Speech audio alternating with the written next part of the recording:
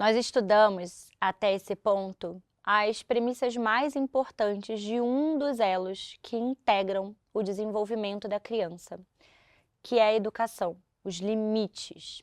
E essas premissas, elas servem para todos os seres humanos, porque todos nós temos as mesmas necessidades básicas. Todos nós precisamos nos sentir úteis, aceitos e importantes. E agora que você entendeu como a criança se expressa no mundo por meio do mau comportamento e como eles se tornam grandes pistas para você decifrar os mistérios daquela criança, o que ela está precisando, o que ela sente que não está recebendo, a gente vai, a partir deste conhecimento, aprofundar nos tipos constitucionais. Essa é a base. Todas as crianças deveriam ser educadas através destas premissas. Agora, a gente vai aplicá-las a essa essência individual, que é o tipo constitucional cabeça grande e o tipo constitucional cabeça pequena, para que a nossa criança possa trazer à tona o seu verdadeiro potencial, para que ela possa expressar o seu tipo constitucional da forma mais sublime possível. Como dar limites para as crianças dos tipos constitucionais? Quando a gente está olhando para a cabeça pequena, lembra que ela é objetiva, desperta, racional. Então, os limites devem ser claros, objetivos, curtos, praticando os 3 A's que você aprendeu na aula anterior. Ela vai cooperar de forma tranquila e leve. Não precisa falar muito, não precisa dar sermão, ela é capaz de compreender de forma muito clara o que você quer comunicar, porque ela está justamente com toda essa região neurosensorial focada no mundo, querendo absorver, pensando, entendendo. Então, para ela, essa comunicação é muito natural. Para a criança cabeça grande, que tem esse neurosensorial mais adormecido, porque ela está no metabólico motor, é mais complexo para ela prestar atenção no que você está falando. Então, se você está muito distante dela, fala, bota sapato, vamos sair. É capaz que ela não faça, que ela não te escute, que ela não te dê atenção. Então, quando você for comunicar um limite, uma regra para a criança cabeça grande, busque estar perto dela. Se ela for pequena, pegue ela no colo, coloca no seu colo. Olha para a mamãe, meu amor. Você entendeu o que a mamãe falou? Repete, então. Faz ela vivenciar, repetir o que você acabou de falar.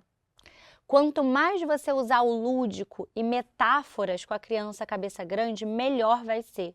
Porque ela já vive nesse mundo da fantasia. Então, você estará educando ela a partir daquilo que ela já tem dentro de si.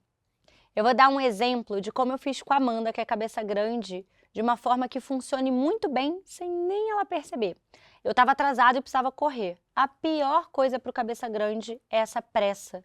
Porque ele está lá no mundo da fantasia, vendo a formiguinha, e você querendo andar rápido porque você está atrasada. E viver nessa constante pressa é muito ruim para a individualidade, né? Para todas as crianças, ainda mais para a cabeça grande. E aí a gente estava andando na rua e precisava chegar logo no carro, e o carro estava distante, e a Amanda estava querendo observar os raios de sol, a plantinha, o ar que se movimenta, a formiga que está no chão, e eu com pressa. Ao invés de dar a regra, o limite seco, a gente precisa andar logo, para o Gabriel funcionaria, cabeça pequena. Aperta o passinho, meu amor, que a mamãe está atrasada. Ele ia ficar tranquilo. Se eu falo isso para a Amanda, ela fala, mas eu queria ver a formiga, porque eu não sei. Ela sofre. Então, o que eu fiz? Olha, meu amor, vamos fazer com que todas as linhas que estão aqui nessa calçada sejam como o rio? A gente vai andar no pedacinho sem rio, hein? Não pode pisar. Vamos com a mamãe rápido? Pronto. Ela foi, pisava em um, pisava em outro, pisava em um, pisava em outro. A gente deu a mão, saiu correndo. Quando eu vi, eu estava no carro. Não precisei nem falar que eu estava atrasada. Não precisei dar nenhum comando curto. Eu fiz o processo a partir do lúdico. Eu peguei o que tinha no ambiente e transformei em graça. Eu dei cor. A gente tem uma tendência a enxergar um mundo muito preto e branco, né? E as crianças, cabeça grande, veem tudo muito colorido. Todas as crianças, mas ainda mais a cabeça grande. Então, se você puder dar comandos, regras e limites com vida, com alegria, com lúdico, para elas vai funcionar muito melhor e vocês vão ter muito menos brigas. Como comunicar com cada um dos tipos constitucionais? Com a criança cabeça pequena, que é muito acordada e muito atenta, uma comunicação gentil é o suficiente. Você nem precisa trazer um tom de voz muito firme. Um tom de voz mais leve pode funcionar com a cabeça pequena, porque ela já está aberta para receber tudo que vem de fora. Com a criança cabeça grande, como ela está no seu mundo interior, se você usar um tom de voz mais pro fofo ou mais pro neutro, é capaz que ela não te escute. Então, muitas vezes elas precisam de comandos com um tom de voz mais firme, para que acorde, desperte a consciência dela. Não é grosso, não é gritar, é um tom de voz mais firme. Amanda, é hora de sair. O que você precisa para ficar pronta? Com Gabriel eu diria, amor, a mamãe já está quase pronta, e você, o que você precisa? Entendeu a diferença do tom de voz? Se eu for muito fofinha, muito lúdica com a Amanda, sem botar o tom de voz necessário, pode ser que ela não escute e que ela não dê atenção. Então, eu vou usar o lúdico com um tom de voz adequado, para que ela desperte, para que ela me perceba. Às vezes, pode ser que na comunicação você precise encostar nela, pegar nela. Olha para a mamãe, olha aqui com carinho, pega ela. Olha, você entendeu? A gente vai sair agora, a mamãe está quase pronta. Comunica mais de perto, segurando, pegando, tom de voz firme. Porque, pensa o seguinte, na comunicação, pro cabeça pequena, como ele já está antenado no movimento da casa, já está percebendo que as coisas estão acontecendo, ele já vai fluindo normalmente. E a criança, a cabeça grande, ela está vendo aquela movimentação com mais distância. Então, ela precisa desse despertar e o seu tom de voz vai te ajudar nisso. Então, tom de voz firme e respeitoso. Estímulos. O que cada tipo constitucional precisa em termos de estímulos? Lembra que a gente falou na primeira aula dessa semana que o que educa a criança é imitar o adulto, o ambiente no qual ela está inserida, que a gente vai falar bastante quando a gente estiver na semana de fases de desenvolvimento. E também falamos que o que educa a criança são os estímulos que ela recebe, e agora eu quero falar um pouquinho para você sobre isso. A criança cabeça grande, ela está acordada e recebendo e ela quer tudo do mundo. Só que não necessariamente tudo que ela quer é bom para ela. Ou a quantidade que ela quer é saudável para ela. Então, meu filho pode querer também comer uma caixa de bombom ao invés de almoçar. Ele querer não significa que é bom para ele. Então, eu vou dizer não. Até aqui, não.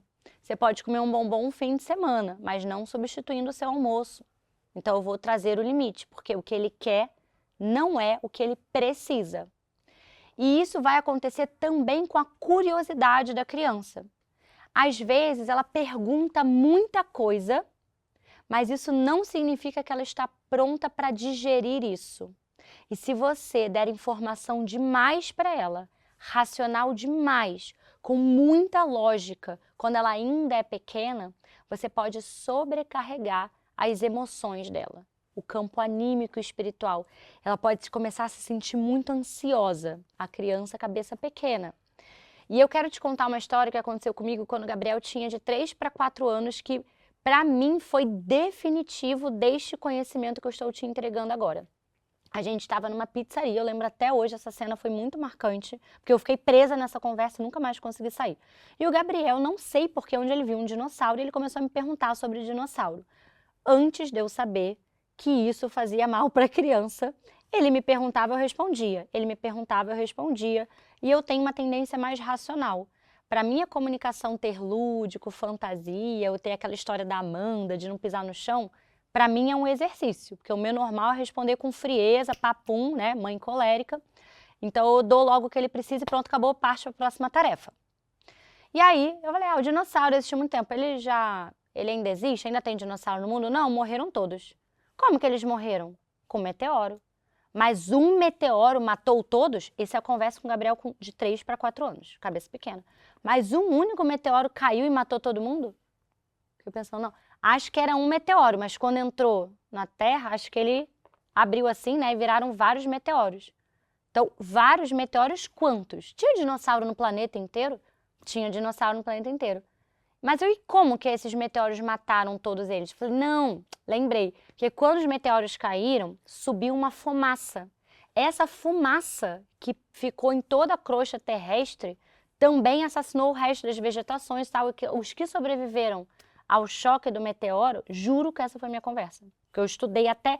Agora eu esqueci o nome dessa neblina, mas eu contei até isso pro Gabriel.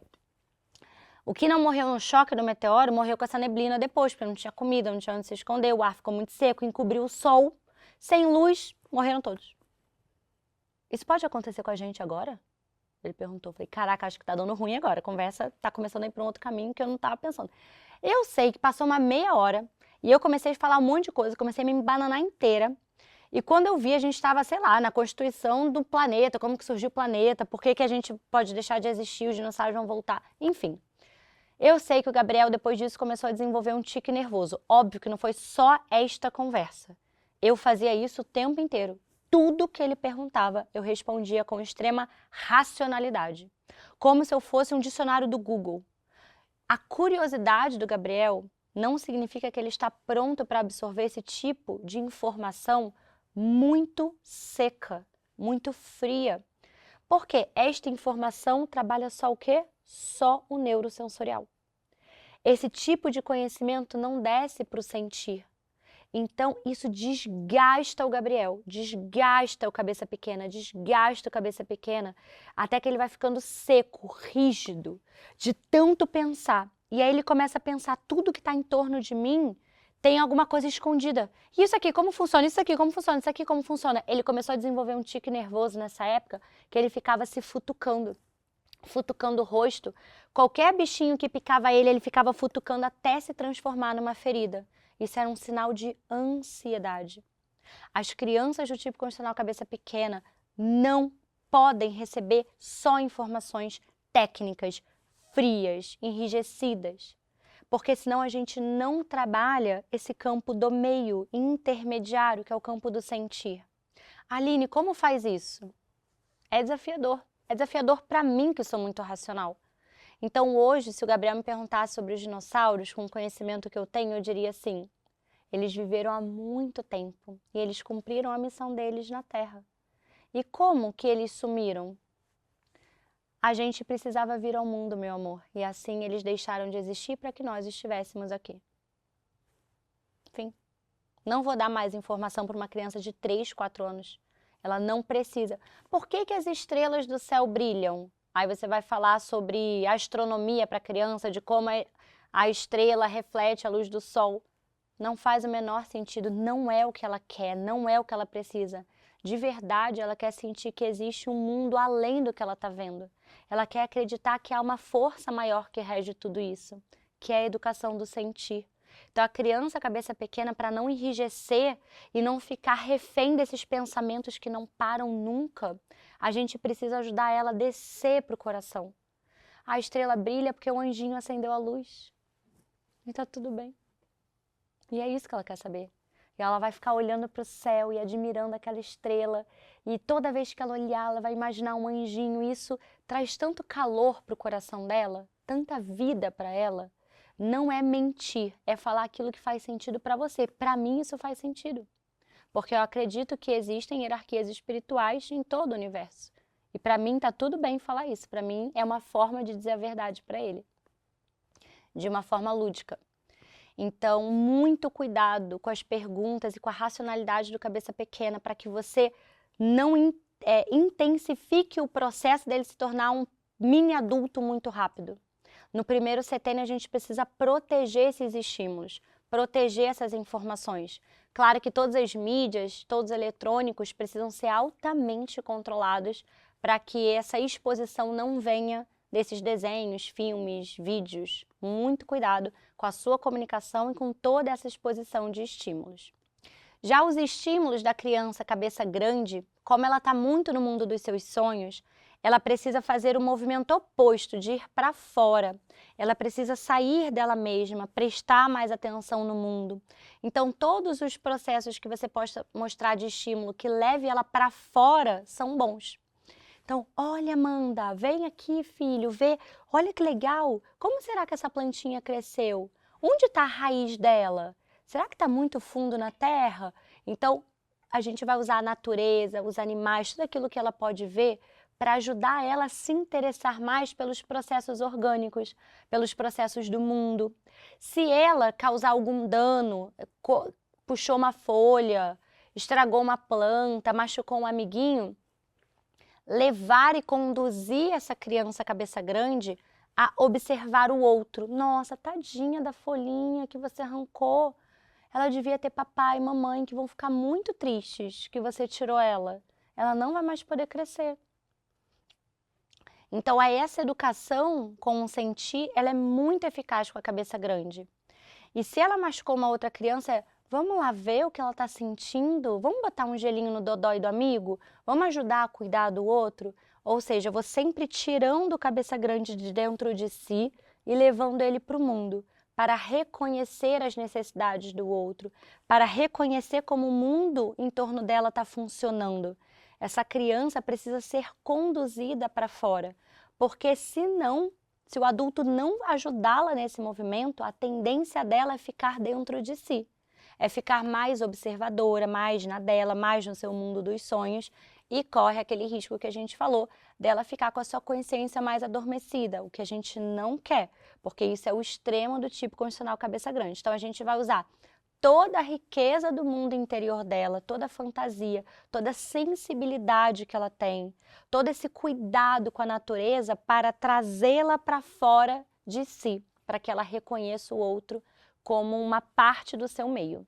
Quando a gente está falando de estímulos, eu quero fazer uma observação com relação aos eletrônicos. A explicação dos tipos constitucionais traz muita clareza da criança que sofre mais com essa exposição.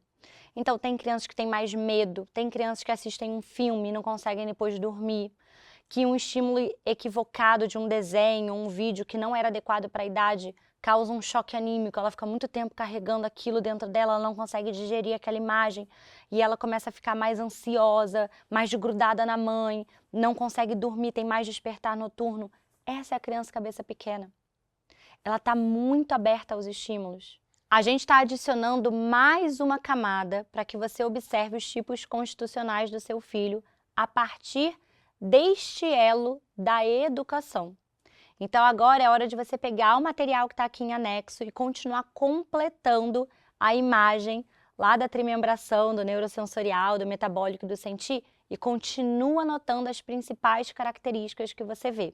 Nas próximas semanas, vamos continuar incluindo mais características aí nessa imagem, para que até a nossa quinta e última semana vá ficando mais claro qual é o tipo constitucional do seu filho. Até a próxima aula!